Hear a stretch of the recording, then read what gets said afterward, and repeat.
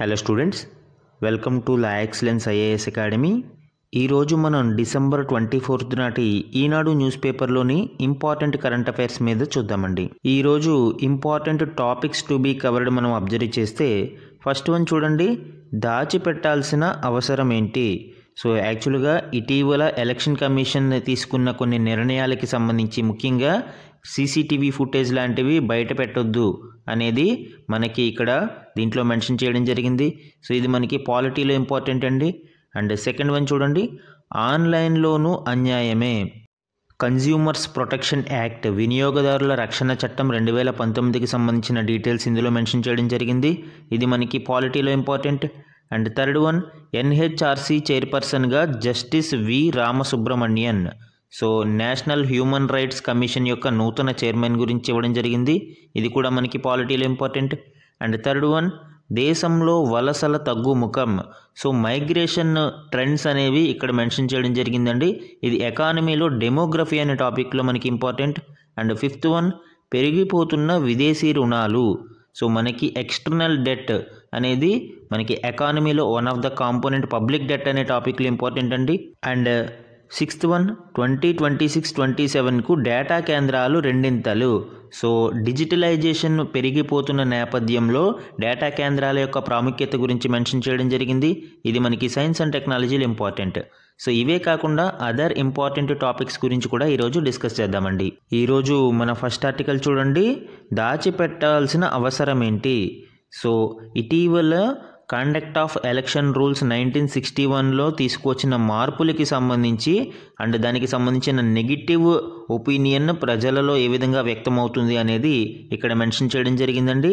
ముఖ్యంగా ఏమేమి మార్పులు చేశారనేది అబ్జర్వ్ చేస్తే పోలింగ్కు సంబంధించిన సీసీటీవీ దృశ్యాలు, వెబ్ కాస్టింగ్, వీడియో రికార్డులను తనిఖీ చేసే అవకాశాన్ని ప్రజలకు నిరాకరిస్తూ కేంద్ర న్యాయశాఖ తీసుకున్న నిర్ణయం ఇప్పుడు ప్రజాస్వామ్యవాదులను విస్మయపరుస్తుంది. అంటే ఎలక్షన్ కమిషన్ యొక్క సిఫారసుల మేరకు కేంద్ర న్యాయశాఖ ఈ కాండక్ట్ ఆఫ్ ఎలక్షన్ రూల్స్ 1961లో కొన్ని మార్పులు చేర్పులు చేయడం జరిగింది. అయితే ఇది ట్రాన్స్పరెన్సీకి అండ్ పబ్లిక్ అకౌంటబిలిటీకి వ్యతిరేకంగా ఉన్నది అని చాలామంది ప్రజాస్వామ్యవాదులు భావిస్తున్నారు. అయితే ఎలక్షన్ కమిషన్ ఏం చెప్తుంది, ఎన్నికల పత్రాలలో ఎలక్ట్రానిక్ రికార్డులు భాగమని నిబంధనలలో లేదు కాబట్టి వాటిని ప్రజలు తనిఖీ చేయవచ్చా లేదా అన్న సందిగ్ధతను తొలగించడానికి మరియు ఓటర్ల యొక్క గోప్యతను అంటే ప్రైవసీని కాపాడడానికి ఈ నిర్ణయం తీసుకున్నామని ఈసీ వర్గాలు చెప్తున్నాయి. అయితే ఈ రూల్స్ ఇదివరకు ఎలా ఉండేవి, మనకి జనరల్గా పోలింగ్ కౌంటింగ్లతో పాటు ఎలక్షన్ ప్రక్రియలోని వివిధ దశల సీసీటీవీ వీడియో రికార్డుల కోసం ఎవరైనా దరఖాస్తు చేస్తే 50 రూపాయలు తీసుకుని ఆ దృశ్యాలను వారికి సీడీలో అందించాలని అన్ని రాష్ట్రాల ప్రధాన ఎన్నికల అధికారులకు 2016 సెప్టెంబర్లో ఈసీఏ ఆదేశించింది. అండ్ అదే విషయాన్ని 2023 జూన్లో మరోసారి పునరుద్ఘాటించిన కమిషన్ సంబంధిత ఫీజును మాత్రం 50 రూపాయల నుంచి 300 రూపాయలకు పెంచింది. అయితే మనకి రూల్ పొజిషన్స్ ఏం చెప్తున్నాయి, జనరల్గా కంప్యూటర్ లేదా మరే పరికరం ద్వారానైనా ఉత్పత్తి అయ్యేది ఏదైనా రికార్డు కిందకే వస్తుంది. దానిని తనిఖీ చేసే హక్కు ప్రజలకి ఉంటుందని సమాచార హక్కు చట్టంలోని సెక్షన్ 2 నిర్దేశిస్తుంది. అంటే రైట్ టు ఇన్ఫర్మేషన్ యాక్ట్లోని సెక్షన్ 2 ఇన్ఫర్మేషన్ అంటే ఏంటి అనే దానికి డెఫినేషన్ ఇవ్వడం జరిగింది. సో దాని క్రింద ఈ ఎలక్ట్రానిక్ రికార్డ్స్ కూడా మనకి సమాచారంలో భాగంగానే ఉంటాయి. ఎలక్ట్రానిక్ రూపంలో ఉన్న మెటీరియల్ ఏదైనా సరే సమాచారం కిందకే వస్తుందని సెక్షన్ 2F మరింత సూటిగా చెప్తుంది. సో ఇలాగ ప్రజలకు చూపించి తీరాల్సిన దృశ్యాలను ఈసీ ఎందుకు దాచిపెట్టాలనుకుంటుంది అనేది ఇక్కడ ఈ ఆర్టికల్లో మెన్షన్ చేయడం జరిగిందండి. సో కమింగ్ డేస్లో ఇది ఏ విధంగా టర్న్ అవుతుంది అనేది మనం చూద్దాం. అండ్ సెక్షన్ 2F ఏం చెప్తుందండి, so section 2F of RTI act ఏం చెప్తుంది, ఈవెన్ ఎలక్ట్రానిక్ రూపంలో ఉండే సమాచారం కూడా సమాచారంలోకే వస్తుంది. మనకి ఇన్ఫర్మేషన్ అనే టర్మ్ అనేది ఖచ్చితంగా అన్ని విధాలుగాను కూడా ఈ ఇన్ఫర్మేషన్ అనే టర్మ్ చాలా వైడ్ రేంజ్ ఉంటుంది. ముఖ్యంగా దీనిని ఏ విధంగా డిఫైన్ చేయొచ్చు, inclusive one which may consist of memos, emails, circulars, orders, log books etcetera. ఏ విధంగా ఎలక్ట్రానిక్ రూపంలో ఉన్నా కానీ ఇవన్నీ కూడా మనకి సమాచారం కిందకి వస్తాయని ఇక్కడ మెన్షన్ చేయడం జరిగిందండి. సో ఒరిజినల్ రూల్ పొజిషన్ ఏ విధంగా ఉంది అండ్ రీసెంట్ మోడిఫికేషన్ ఏముంది అని అబ్జర్వ్ చేస్తే కాండక్ట్ ఆఫ్ ఎలక్షన్ రూల్స్ 1961 అనేది మనకి ఇక్కడ లీగల్ ఫ్రేమ్వర్క్. దీని ప్రకారం ఇది election related process and transparency మెజర్స్ని తీసుకుంటుంది. అంటే ఎలక్షన్స్లో పారదర్శకత కోసం ఈ రూల్స్ని ఫ్రేమ్ చేయడం జరిగింది. అండ్ ఇప్పుడు ఈ అమెండ్మెంట్ ఏం చెప్తుంది, introduce clarity on what constitute accessible election documents, అంటే ఏమేమి ఎలక్షన్ డాక్యుమెంట్స్ పరిధిలోకి వస్తాయి, ఏది మనకి ప్రజలకి చూపించాల్సిన అవసరం ఉంది అనేది ఇక్కడ మోడిఫికేషన్లో తీసుకురావడం జరిగింది. Key features of the amendment చూస్తే ప్రీవియస్ రూల్ 93 ఏం చెప్పేదండి, allowed public access to all papers related to elections. ఇక్కడ వర్డ్ ఆల్ పేపర్స్ అనేది ఇంపార్టెంట్. అయితే ఇప్పుడు అమెండెడ్ రూల్ ఏం చెప్తుంది, limits access to only those documents explicitly mention in the rules. అంటే మనకి ఇంతకుముందు రూల్స్లో ఏవైతే ఉన్నాయో వాటిని ఎక్స్ప్లిసిట్గా మెన్షన్ చేసినవి మాత్రమే ఈ పేపర్స్ కింద కంటెక్స్ట్లోకి వస్తాయి, మిగతావి రావు. అంటే electronic records like CCTV footage, web casting, clips లాంటివి, వీడియో రికార్డింగ్స్ లాంటివి ఈ పేపర్స్ అనే కంటెక్స్ట్లోకి రాదు, కాబట్టి వాటిని ప్రజలకి చూపించాల్సిన అవసరం లేదు అని ఈ అమెండెడ్ రూల్ 93 అనేది తెలియజేస్తుందండి. నామినేషన్ ఫామ్స్ కావచ్చు, రిజల్ట్స్ కావచ్చు, అండ్ ఎలక్షన్ అకౌంట్ స్టేట్మెంట్స్ ఇవన్నీ కూడా యాక్సెసిబుల్గానే ఉన్నాయి. అయితే ఎలక్ట్రానిక్ మెటీరియల్స్ అనేవి such as polling station CCTV footages లాంటివి మిస్యూజ్ ప్రివెన్షన్ కోసం ఎక్స్క్లూడ్ చేయబడ్డాయి. సో ఇది మనకి రీసెంట్ మోడిఫికేషన్కి సంబంధించి. మన నెక్స్ట్ ఆర్టికల్ చూడండి, ఆన్లైన్లోనూ అన్యాయమే. సో నేడు జాతీయ వినియోగదారుల హక్కుల దినోత్సవం సంబంధించి వినియోగదారుల హక్కుల రక్షణ చట్టంకి సంబంధించిన డీటెయిల్స్ ఈ ఆర్టికల్లో మెన్షన్ చేయడం జరిగిందండి. ముఖ్యంగా ఇప్పుడు ఆన్లైన్లో కొనుగోళ్లు ఎక్కువ అవుతున్న నేపథ్యంలో ఆ కంటెక్స్ట్లో కూడా ఇక్కడ డీటెయిల్స్ ఇవ్వడం జరిగింది. ముఖ్యంగా వినియోగదారుల యొక్క హక్కులను రక్షించుకోవడం కోసం 1986లో వినియోగదారుల ప్రయోజనాల కోసం ఒక చట్టాన్ని రూపొందించడం జరిగింది. అయితే మారిన పరిస్థితుల నేపథ్యంలో ముఖ్యంగా ఆన్లైన్ షాపింగ్ అనేది ఎక్కువైన నేపథ్యంలో 2019లో కొత్త చట్టాన్ని, ఈ పాత శాసన స్థానంలో 2019లో కొత్త చట్టాన్ని అమలులోకి తెచ్చారు. పాత చట్టంతో పోలిస్తే ఈ కొత్త చట్టంలో అంటే ప్రొటెక్షన్ యాక్ట్ 2019లో మేజర్ చేంజెస్ అనేవి తీసుకురావడం జరిగింది. ఇక్కడ చూడండి ఏమేమి మార్పులు తీసుకొచ్చారు అంటే, పాత దానితో పోలిస్తే కొత్త చట్టంలో వినియోగదారుల రక్షణ మండలి ఏర్పాటు, అలానే మధ్యవర్తిత్వ ప్యానెల్ను ఏర్పాటు చేయడము, అన్యాయమైన వాణిజ్య పద్ధతులపై కఠిన చర్యలు వంటివి పొందుపరిచారు. ఈవెన్ ఆన్లైన్ విపణిని కొత్త చట్టంలో కూడా చేర్చారు. అంటే ఆన్లైన్ మార్కెట్ను కూడా ఈ 2019 చట్టంలో తీసుకురావడం జరిగింది. ఈమెయిల్ ద్వారా ఫిర్యాదు చేసి వీడియో కాన్ఫరెన్స్లో కేసును పరిష్కరించుకునే వెసులుబాటును కూడా కొత్త చట్టం కల్పించింది. సో వినియోగదారుడు ఎక్కడైనా వాద్యం వేసుకునే అవకాశం నూతన శాసనం ద్వారా దక్కడం మరో ప్రధాన అంశం. అంటే ఇదివరకు ఎక్కడైతే కంపెనీ ఏదైతే మనకి సెల్లింగ్ ఉన్నదో సెల్లర్ యొక్క జ్యూరిస్డిక్షన్లో ఈ వాద్యం వేసే అవకాశం ఉండేది. అయితే ఇప్పుడు వినియోగదారుడు ఎక్కడైనా వేసుకోవచ్చు. ముఖ్యంగా తను ఉండే ప్రాంతంలో కూడా వాద్యాన్ని వేసుకోవడం ద్వారా ఆ బర్డెన్ అనేది లేకుండా ఉంటుంది.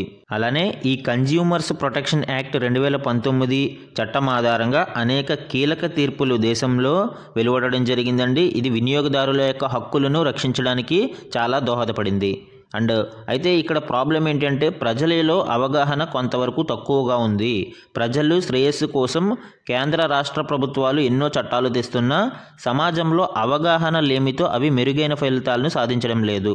మరీ ముఖ్యంగా నేటి సాంకేతిక యుగంలోనూ ఎందరో వినియోగదారులకు తమ హక్కులపై సరైన చైతన్యం కొరవడింది. దాంతో చాలామంది తమకు జరిగిన అన్యాయంపై కనీసం ఫిర్యాదు సైతం చేయడం లేదు. ప్రమాదకరమైన వస్తువులు, సేవల నుంచి రక్షణ పొందడం, నచ్చిన వస్తువులు, సేవలను ఎంచుకోవడంతో పాటు వాటి నాణ్యత, పనితీరు గురించి తెలుసుకోవడం, అభిప్రాయం తెలియజేయడం తదితర హక్కులు వినియోగదారులకు ఉంటాయి. వస్తు సేవల విషయంలో ఏదైనా సమస్య తలెత్తితే వాటి విలువ ఆధారంగా జిల్లా, రాష్ట్ర, జాతీయ కమిషన్లను ఆశ్రయించవచ్చు. అలానే ఈ చట్టంలోని ఇంకొక ముఖ్య అంశం, కీ ఫీచర్ ఏంటి అంటే వినియోగదారుల కేసులను 90 రోజుల్లో పరిష్కరించాలని చట్టం చెప్తుంది. అయితే చాలా కారణాల వల్ల తీర్పుల్లో జాప్యం జరుగుతుంది.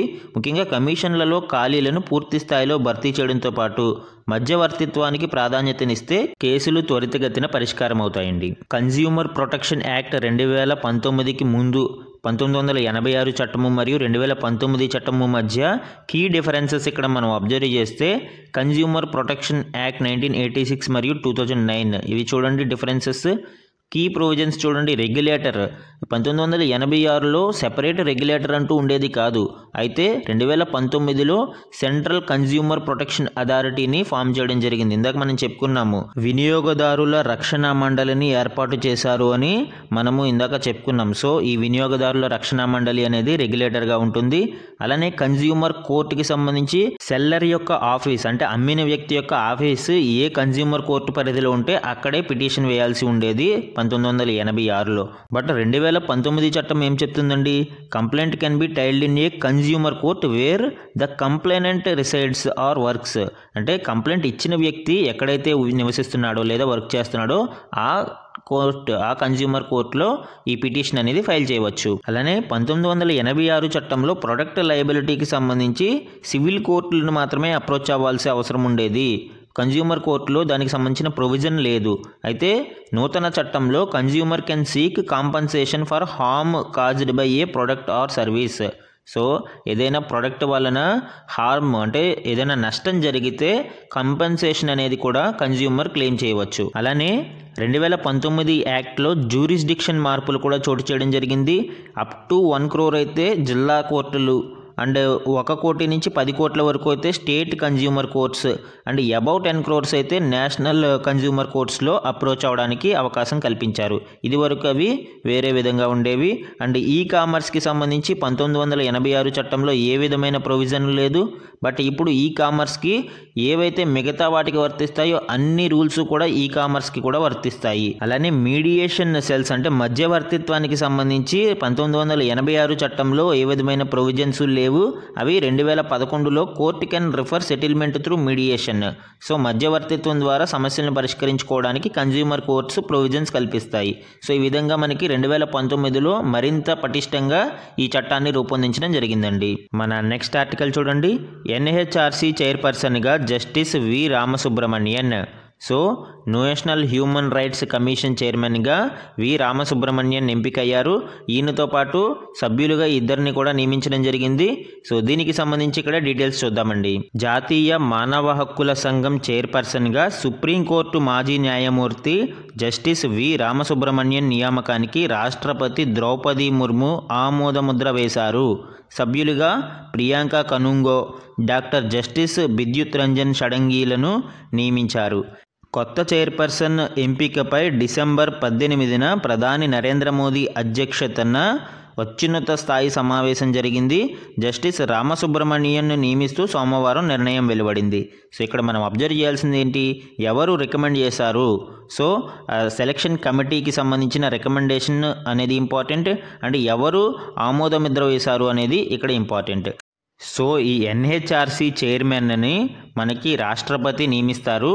బట్ దీని యొక్క సెలక్షన్ కమిటీ ప్రధాని అధ్యక్షతన ఒక వ్యక్తిని ఎంపిక చేసి రాష్ట్రపతికి రికమెండ్ చేస్తారు.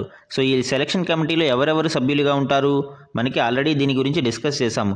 ప్రైమ్ మినిస్టర్ ఉంటారు, యూనియన్ హోమ్ మినిస్టర్ ఉంటారు, speaker of the Lok Sabha, deputy chairman of the Rajya Sabha, leader of the opposition in both the houses Lok Sabha మరియు రాజ్యసభ. ఈ విధంగా 6 సభ్యులతో కూడిన సెలక్షన్ కమిటీ ఉంటుంది. ఈ జాతీయ మానవ హక్కుల సంఘం యొక్క కంపోజిషన్ని మనం అబ్జర్వ్ చేస్తే ఇందులో చైర్పర్సన్ ఉంటారు, 5 ఫుల్ టైం మెంబర్స్ ఉంటారు, 7 డీమ్డ్ మెంబర్స్ ఉంటారు. సో వీళ్ళ యొక్క డీటెయిల్స్ మనం ఇక్కడ చూద్దామండి. చైర్పర్సన్గా retired chief justice of India అంటే రిటైర్ అయిన భారత ప్రధాన న్యాయమూర్తి కానీ లేదా రిటైర్డ్ అయిన జడ్జి ఆఫ్ ద సుప్రీంకోర్టు కానీ మనకి ఇక్కడ చైర్పర్సన్గా ఎంపిక చేయడానికి అవకాశం ఉంటుంది. అందుకే ఈయన retired judge of the supreme court, ఈయన retired chief justice of India కాదు. సో ఇక్కడ మనకి కొన్ని మార్పులు చోటు చేసుకున్నాయి మొన్న 2019 చట్టం ప్రకారం. సో దాని ప్రకారం రిటైర్డ్ జడ్జి ఆఫ్ ద సుప్రీంకోర్టుని కూడా మనము చైర్పర్సన్గా ఎంపిక చేయడానికి అవకాశం ఏర్పడింది. అలానే 5 ఫుల్ టైం మెంబర్స్ కేటగిరీకి వస్తే మనకి ఈ 5 ఫుల్ టైం మెంబర్స్లో ఒకరు ఖచ్చితంగా మహిళ ఉండాలి అని 2019 సవరణ చట్టంలో పేర్కొనడం జరిగిందండి. అండ్ ఈ 5 ఫుల్ టైం మెంబర్స్లో ఒకరు retired or serving judge of the supreme court ఉండాలి. అండ్ మరొకరు retired or serving the chief justice of a high court, ఏదైనా రాష్ట్ర హైకోర్టుకి రిటైర్డ్ లేదా ప్రస్తుత పనిచేస్తున్న ప్రధాన న్యాయమూర్తి ఉండాలి. అండ్ అదర్ 3 మెంబర్స్కి కూడా ఈ హ్యూమన్ రైట్స్లో నాలెడ్జ్ మరియు ప్రాక్టికల్ ఎక్స్పీరియన్స్ ఉన్న వాళ్ళని ఎంపిక చేసుకోవాలి. ఈ విధంగా 5 ఫుల్ టైం మెంబర్స్ని ఈ ఎన్హెచ్ఆర్సీలో ఎంపిక చేయాల్సి ఉంటుంది. మనం ఆల్రెడీ చెప్పుకున్నాం 2019 చట్టం ప్రకారం ఒక మహిళ ఖచ్చితంగా ఉండాలి అని. సో ఖచ్చితంగా ఒక ఉమెన్ అయితే ఈ 5 ఫుల్ టైం మెంబర్స్లో బాడీలో ఖచ్చితంగా ఒక మహిళ అయితే ఉండాలి. అలానే ఈ కమిషన్లో 7 డీమ్డ్ మెంబర్స్ ఉండాలి. సో వీళ్ళంతా ఎక్స్ అఫిషియో మెంబర్స్. ఇందులో chairpersons of the national commission for minorities, backward classes, persons with disabilities, scheduled caste, scheduled tribes, అలానే the protection of child rights and women. So వీళ్ళ చైర్పర్సన్స్ అందరూ కూడా national chairpersons ఎవరైతే ఉన్నారో ఈ commissions యొక్క chairpersons ఇందులో ఎక్స్ అఫిషియో సభ్యులుగా ఉంటారు. ఈ నేషనల్ హ్యూమన్ రైట్స్ కమిషన్ జాతీయ మానవ హక్కుల సంఘం అనేది ఒక స్టాట్యూటరీ బాడీ అండి. ఇది the protection of human rights act 1993 ప్రకారం, అంటే మానవ హక్కుల రక్షణ చట్టం 1993 ప్రకారం దీనిని ఏర్పాటు చేయడం జరిగింది. సో 2019లో దీనికి అమెండ్మెంట్స్ తీసుకురావడం జరిగింది. ఇందులో ఆల్రెడీ కొన్ని అమెండ్మెంట్స్ చెప్పాం మనం, చైర్మన్ గురించి, అదర్ మెంబర్స్ గురించి, ఎక్స్ అఫిషియో మెంబర్స్ గురించి. అండ్ టర్మ్ వచ్చేటప్పటికి ఇది వరకు 5 years లేదా 70 సంవత్సరాల వయసు వచ్చే వరకు ఉండేది. ఇప్పుడు దానిని తగ్గించి 3 yearsకి తీసుకురావడం జరిగింది. అంటే 3 years లేదా 70 years వచ్చే వరకు వాళ్ళు పదవిలో కొనసాగుతూ ఉంటారు. అలానే ఎన్హెచ్ఆర్సీ మెంబర్స్ అండ్ చైర్పర్సన్కి రీఅపాయింట్మెంట్కి కూడా అవకాశం ఉంటుంది. అయితే ఇక్కడ గుర్తుపెట్టుకోవాల్సిన విషయం ఏంటంటే రీఅపాయింట్మెంట్కి అవకాశం ఉంటుంది కానీ other employment under central and state గవర్నమెంట్స్కి ఈ ఎన్హెచ్ఆర్సీ మెంబర్స్కి అవకాశం ఉండదు. మన నెక్స్ట్ ఆర్టికల్ చూడండి. దేశంలో వలసల తగ్గుముఖం, ప్రధానమంత్రి ఆర్థిక సలహా మండలి అంచనా. సో దేశంలో వలసలు మైగ్రేషన్ ట్రెండ్స్ అనేవి తగ్గుముఖం పట్టాయి అని ప్రధానమంత్రి ఆర్థిక సలహా మండలి అంచనా వేసింది. దానికి సంబంధించిన డీటెయిల్స్ అనేవి ఇక్కడ చూద్దామండి. దేశంలో వలసలు తగ్గుముఖం పట్టాయి అని ప్రధానమంత్రి ఆర్థిక సలహా మండలి అంచనా వేసింది. 2011 జనాభా లెక్కల ప్రకారం దేశవ్యాప్తంగా 45,57,87,621 మంది వలస వెళ్ళినట్లు తేల్చగా 2023 నాటికి ఆ సంఖ్య 40,20,90,396కి తగ్గినట్లు పేర్కొంది. 2011తో పోలిస్తే ఇది 11.78% తక్కువ అని తెలిపింది. 2011 జనాభా లెక్కల ప్రకారం వలసల రేటు 37.64% ఉండగా ఇప్పటి జనాభా లెక్కల ప్రకారం అది 28.88%కి పడిపోయినట్లు వెల్లడించింది. అప్పటితో పోలిస్తే ఇప్పుడు దేశవ్యాప్తంగా విద్య, వైద్యం, మౌలిక వసతులు, అనుసంధానత లాంటి సేవలు పెరగడం, ఆర్థిక అవకాశాలు మెరుగుపడడం వలసలు తగ్గడానికి ప్రధాన కారణమని ఆర్థిక సలహా మండలి అభిప్రాయపడింది. ఢిల్లీ, ముంబై, చెన్నై, బెంగళూరు, కోల్కతాలకు సమీపంలో ఉన్న జిల్లాల నుంచి అత్యధిక సంఖ్యలో వలసలు ఉన్నట్లు ఈ నివేదిక వెల్లడించింది. అంటే ఆర్థిక అవకాశాలను అందిపుచ్చుకోవడం కోసం ఈ ఇంటర్నల్ మైగ్రేషన్ అనేది మెట్రోపాలిటన్ సిటీస్కి ఎక్కువ ఉన్నట్టు ఇక్కడ తెలుస్తూ ఉందండి. అలానే అత్యధిక సంఖ్యలో వలసలను ఆకర్షిస్తున్న టాప్ 5 రాష్ట్రాల జాబితాలో ప్రస్తుతం రాజస్థాన్, పశ్చిమ బెంగాల్, కర్ణాటక చేరినట్లు తెలిపింది. అదే సమయంలో మహారాష్ట్ర, ఆంధ్రప్రదేశ్లకు వచ్చేవారి సంఖ్య తగ్గినట్లు వెల్లడించింది. ఈ ప్రధానమంత్రి ఆర్థిక సలహా మండలికి సంబంధించిన డీటెయిల్స్ కూడా మనం అబ్జర్వ్ చేస్తే దీనిని 2017లో ఏర్పాటు చేయడం జరిగిందండి. ఇది non constitutional, non statutory, independent body. ఇది రాజ్యాంగబద్ధ సంస్థ కాదు, చట్టబద్ధ సంస్థ కాదు, కానీ ఇది ఒక స్వతంత్ర సంస్థగా ఏర్పాటు చేయబడింది. దేనికోసం దీనిని ఏర్పాటు చేశారు? To give advice on economic and related issues to the government of India, specifically to the prime minister. అంటే కేంద్ర ప్రభుత్వానికి ఈ ఆర్థిక విషయాలలో సలహాలు ఇవ్వడం కోసం, ముఖ్యంగా ప్రధానమంత్రికి సలహాలు ఇవ్వడం కోసం దీనిని ఏర్పాటు చేయడం జరిగింది. అతి ముఖ్యమైన ఎకనామిక్ విషయాలని సంబంధించి, ఆర్థిక విషయాలకి సంబంధించి న్యూట్రల్ పాయింట్ ఆఫ్ వ్యూలో ప్రభుత్వానికి ఇది తెలియచేస్తూ ఉంటుందండి. It advises Prime Minister on economic issues like inflation, microfinance and industrial output. So ద్రవ్యోల్బణానికి కావచ్చు, మైక్రో ఫైనాన్స్ విషయాలకి సంబంధించి కావచ్చు, ఇండస్ట్రియల్ అవుట్పుట్, సో పారిశ్రామికంగా మనకి ఏ విధంగా ముందడుగు వేయాలి, ఇలాంటి ఎకనామిక్ కీ విషయాలని ఇది ప్రైమ్ మినిస్టర్కి సలహాలను అందించడంలో తోడ్పడుతూ ఉంటుంది. Administrative, logistic, planning and budgetary పర్పస్ల కోసం ఈ కౌన్సిల్కి నీతి ఆయోగ్ నోడల్ ఏజెన్సీగా వ్యవహరిస్తూ ఉంటుందండి. ఇక్కడ ముఖ్యంగా గుర్తుపెట్టుకోవాల్సిన విషయం ఏంటంటే it is neither A constitutional body Nar A statutory body. అంటే రాజ్యాంగబద్ధ సంస్థ కాదు, చట్టబద్ధమైన సంస్థ కాదు, ఇది ఒక ఇండిపెండెంట్ బాడీ మాత్రమే. మన నెక్స్ట్ ఆర్టికల్ చూడండి. పెరిగిపోతున్న విదేశీ రుణాలు. సో గవర్నమెంట్ డెట్ యొక్క ఎక్స్టర్నల్ డెట్ గురించి, విదేశీ రుణాల గురించి ఇక్కడ ఇవ్వడం జరిగిందండి. ముఖ్యంగా సంక్షేమ కార్యక్రమాలు, అభివృద్ధి పనులు లాంటి వాటి కోసం ప్రభుత్వాలు అంతర్జాతీయ సంస్థలు, విదేశాలు, అక్కడి బ్యాంకులు తదితరాల నుంచి అప్పులు తీసుకుంటాయి. వాటిని విదేశీ రుణాలు అంటారు.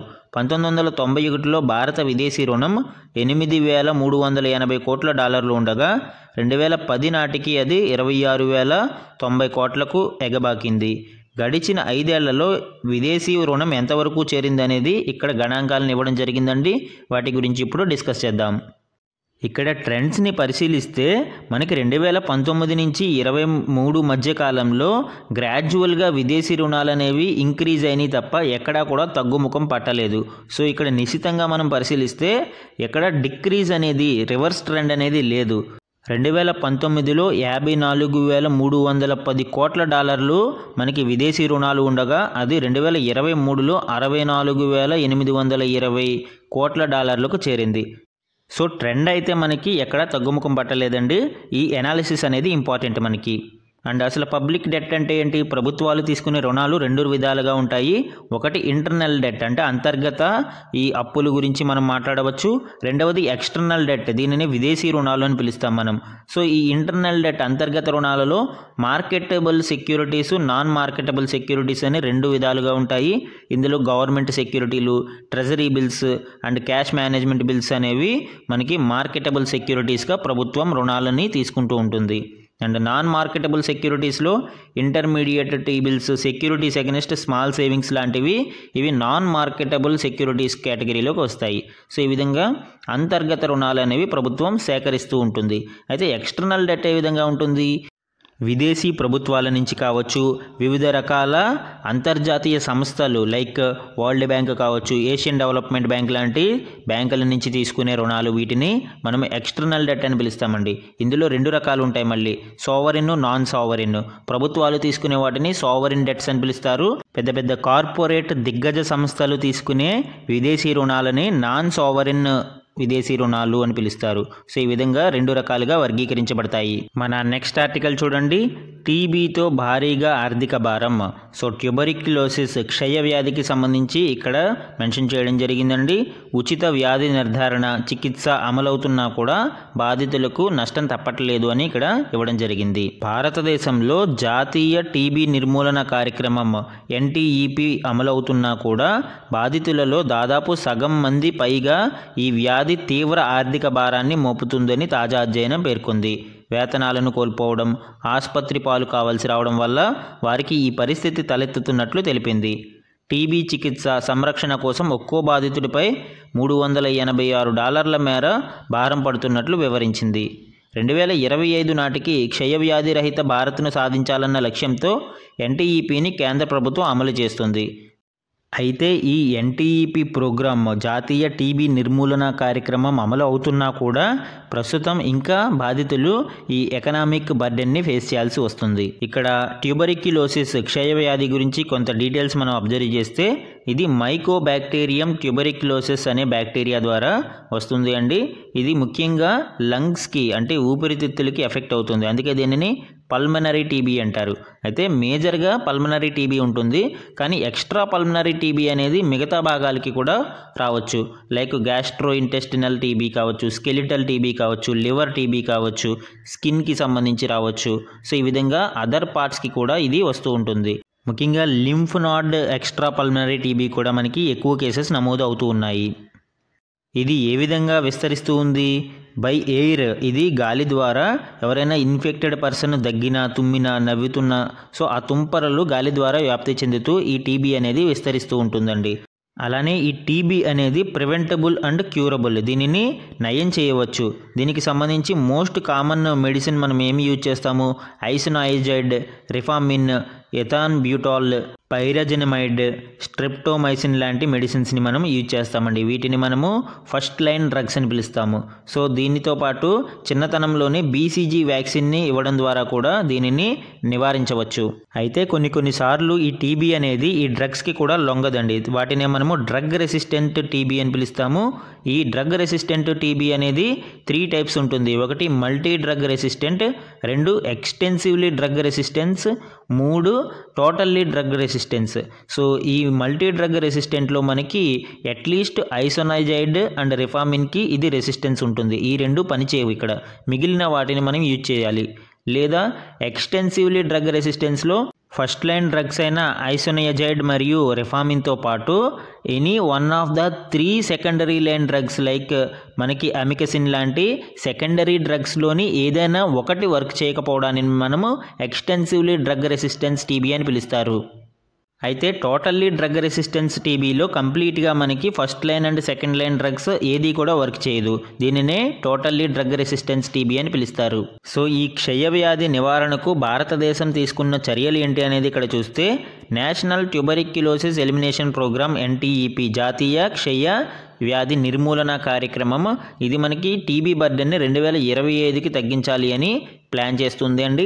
And 5 years ahead of the global target, అంటే ప్రపంచవ్యాప్తంగా 2030కి టార్గెట్ అనుకుంటే భారతదేశం 2025కు దీనిని టార్గెట్ అచీవ్ చేయడానికి ప్రయత్నాలు చేస్తూ ఉంది. అలానే ప్రధానమంత్రి టీబీ ముక్త్ భారత్ అభియాన్ అనే కార్యక్రమాన్ని లాంచ్ చేయడం జరిగిందండి.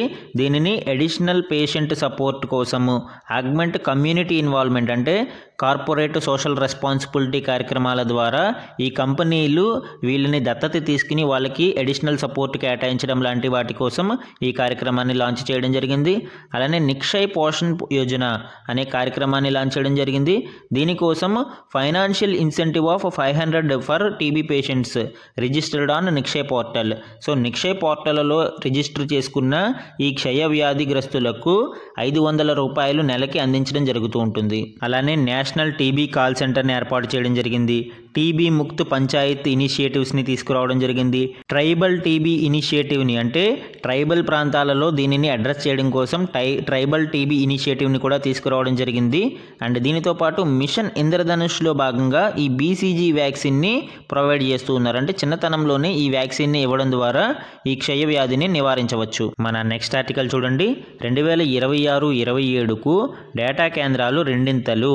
సో పెరుగుతున్న డిజిటలైజేషన్ వలన డేటా కేంద్రాలు రెట్టింపు అవుతాయి అని ఈ నివేదిక వెల్లడించడం జరిగింది. ప్రస్తుత గణాంకాలని పరిశీలిస్తే దేశంలో డేటా కేంద్రాల సామర్థ్యం 2026-27 నాటికి రెండింతలు పైగా పెరిగి 2 నుంచి 2.3 గిగావాట్లకు చేరుతుందనే అవకాశం ఉందని క్రిసిల్ రేటింగ్స్ నివేదిక తెలిపింది. సంస్థలు డిజిటలీకరణ కోసము క్లౌడ్ స్టోరేజ్లో తమ పెట్టుబడులను పెంచడంతో డేటా కేంద్రాలకు గిరాకీ అధికమవుతుందని తెలిపింది. జనరేటివ్ కృత్రిమ మేధ అంటే జెన్ AI వ్యాప్తి కూడా డిమాండ్ను పెంచుతుంది అని వెల్లడించింది. బలమైన గిరాకీకి మద్దతుగా ఈ రంగంలో మూలధన వ్యయాలు పెరుగుతున్నాయని, ఇందుకోసం రుణాలు కూడా లభిస్తున్నాయని పేర్కొంది. డేటా కేంద్రాలు కంప్యూటింగ్, స్టోరేజ్ మౌలిక సదుపాయాలను అందిస్తున్నాయని, కంపెనీలు తమ వ్యాపారాన్ని క్లౌడ్తో పాటు డిజిటల్ ప్లాట్ఫామ్లకు వేగంగా మారుస్తున్నాయని, COVID-19 మహమ్మారి తర్వాత ఇది మరింత వేగవంతమైందని ఈ నివేదిక వెల్లడించడం జరిగింది. అధిక వేగంతో కూడిన డేటా లభ్యత పెరగడము, సామాజిక మాధ్యమాలు, OTT ప్లాట్ఫామ్లు, డిజిటల్ చెల్లింపులతో ఇంటర్నెట్ వినియోగం బాగా పెరిగింది. అండ్ మొబైల్ డేటా ట్రాఫిక్ గత 5 ఆర్థిక సంవత్సరాలలో 25% వార్షిక సమ్మిళిత వృద్ధి రేటు నమోదు చేసింది అని వెల్లడించింది. సో 2024 ఆర్థిక సంవత్సరం చివరికి డేటా ట్రాఫిక్ నెలకు సగటున 24 GBగా ఉంది. సో 2025-26 నాటికి ఇది 30 నుంచి 35 GBకి పెరుగుతుందని పేర్కొంది. పెరుగుతున్న డేటా కేంద్రాల గిరాకీని తీర్చడానికి వచ్చే 3 ఆర్థిక సంవత్సరాలలో సుమారు 55,000 నుంచి 65,000 కోట్ల పెట్టుబడి అవసరమవుతుందని కూడా ఇది అంచనా వేసిందండి. అయితే ఈ డేటా కేంద్రాలకి మనకి పెట్టుబడులలో భూమి, భవనాలు, విద్యుత్ పరికరాలతో పాటు శీతలీకరణ పరిష్కారాలపై కూడా పెట్టుబడులు పెట్టాల్సి ఉంటుంది. భారతదేశంలో మేజర్ కన్సర్న్గా ఈ శీతలీకరణ అనేది చెప్పుకోవచ్చు. మనకి ఉష్ణమండల దేశం కాబట్టి ఇక్కడ ఈ డేటా సెంటర్లకి శీతలీకరణ సమస్య ఎక్కువగా ఎక్కువగా ఉంటుంది, దీనికి ఎక్కువ వాటర్ కూడా ఖర్చు అవుతుంది. అందుకే మనకి ఇది ఎన్విరాన్మెంట్ మీద కూడా ప్రభావం చూపిస్తూ ఉంటుంది. ఈ డేటా సెంటర్ ఏర్పాటు అనేది అటు కొన్ని దానికి పాజిటివ్స్ ఉన్నా కానీ ఇటు కాన్స్ కూడా వీటికి ఉంటాయండి. సో ముఖ్యంగా ఎన్విరాన్మెంట్ మీద ఈ డేటా సెంటర్ల ఏర్పాటు అనేది ప్రభావం చూపిస్తూ ఉంటుంది. మన నెక్స్ట్ ఆర్టికల్ చూడండి. రాష్ట్రంలో 18% పెరిగిన సైబర్ నేరాలు. సో తెలంగాణ రాష్ట్రంలో సైబర్ నేరాలు ఈ సంవత్సరం 18% పెరిగాయి అని ఇక్కడ వెల్లడించడం జరిగింది. ఈ ఏడాదిలో సుమారు 1866 కోట్ల రూపాయలు ఈ సైబర్ నేరాల వల్ల మాయమయ్యాయని, అండ్ అందులో బాధితులకి కేవలం 176 కోట్ల రిఫండ్ మాత్రమే లభించింది అని పేర్కొన్నారు. ఇక్కడ గణాంకాలని పరిశీలిస్తే 2023లో సుమారు 91,652 ఫిర్యాదులు నమోదవగా దానికి సంబంధించి 778.7 కోట్లు సొత్తు అంటే అమౌంట్ కోల్పోయినట్టు తేలింది. దీంట్లో రిఫండ్ అనేది కేవలం 8.36 కోట్లకు మాత్రమే రిఫండ్ లభించింది. అదే 2024లో సుమారు 114,174 ఫిర్యాదులు నమోదవ్వగా 1866.9 కోట్ల నష్టం జరిగింది అని తేలింది. ఇందులో రిఫండ్ అనేది 176.7 కోట్లకు మనకి రిఫండ్ అనేది లభించింది. సో ఇక్కడ మనకి కోల్పోయిన సొత్తుతో పోలిస్తే రిఫండ్ అనేది చాలా మినిమం 10% కూడా రిఫండ్ లభించడం లేదండి. అలానే టాప్ 5 మోసాల జాబితా ఇక్కడ మనం చూస్తే వ్యాపారంలో పెట్టుబడి, షేర్లు, పార్ట్ టైం ఉద్యోగాలు, డిజిటల్ అరెస్ట్, మనం ఆల్రెడీ చాలాసార్లు వింటూ ఉన్నాం digital arrest, and fake customer care, debit and credit card మోసాలు లాంటివి మనకి ఈ టాప్ 5 మోసాల జాబితాలో చూడవచ్చండి. అండ్ సమ్ ఇంపార్టెంట్ వన్ లైనర్స్ని మనం ఇక్కడ అబ్జర్వ్ చేస్తే, former supreme court judge justice Madan B Lokur was appointed chairperson of the United Nations internal justice council. So United Nations ఐక్యరాజ్య సమితి యొక్క ఇంటర్నల్ జస్టిస్ కౌన్సిల్ యొక్క చైర్పర్సన్గా భారత సుప్రీంకోర్టు యొక్క మాజీ న్యాయమూర్తి మదన్ బి లోకూర్ అపాయింట్ అయ్యారండి. 2018లో ఈయన భారత సుప్రీంకోర్టు న్యాయమూర్తిగా రిటైర్ అవ్వడం జరిగింది. అండ్ 2019లో ఈయన సుప్రీంకోర్టు ఆఫ్ ఫిజీ యొక్క సుప్రీంకోర్టు జడ్జిగా 2019లో నాన్ రెసిడెంట్ ప్యానెల్లో మనకి ఇక్కడ అపాయింట్ అవ్వడం చూడవచ్చు. అంటే వేరే దేశం యొక్క సుప్రీంకోర్టుకి ఈయన న్యాయమూర్తిగా అపాయింట్ అయ్యారు. ఇలాగ అపాయింట్ అయిన మొదటి భారతీయ జడ్జిగా కూడా ఈయన రికార్డు సృష్టించడం జరిగింది. నెక్స్ట్ వన్ చూడండి.